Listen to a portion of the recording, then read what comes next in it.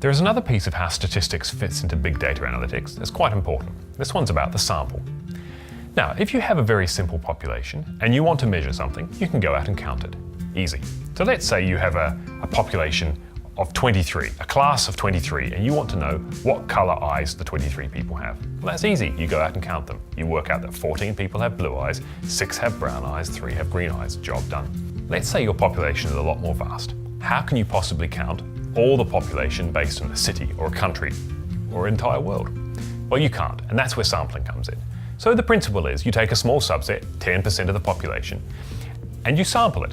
And you count that, and then you multiply it by 10 in this case to get the overall number in the population. Nice idea, but it's subject to human error.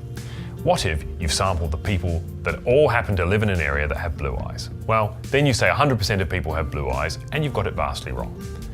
There are some ways we can address this. We can use random sampling to ensure that the sample group is a representative group of the entire society. There are some other tricks that you can use as well to make sure that people administering the experiment, especially with behavioural experiments, things requiring a subjective interpretation, can ensure they don't influence it. Double-blind experimentation, this is called, where neither the subject nor the researcher knows which group they've been allocated to. There are, with all these things, some pretty good examples. 1936 US presidential election. People were sampled from the phone book. One of the major newspapers of the time, Literary Digest, made a prediction of a particular candidate winning, and they made a landslide prediction. They got it fundamentally wrong because they'd chosen the people in the phone book. Of course, at the time, the phone was a relative luxury, and those people represented a particular demographic that wasn't representative of the entire population.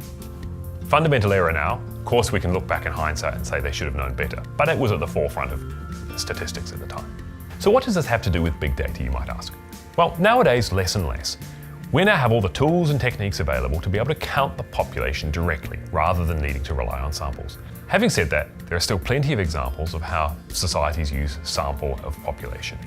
The next time you're asked to fill out a census form, ask yourself how one day of one decade might apply to every other day of your life.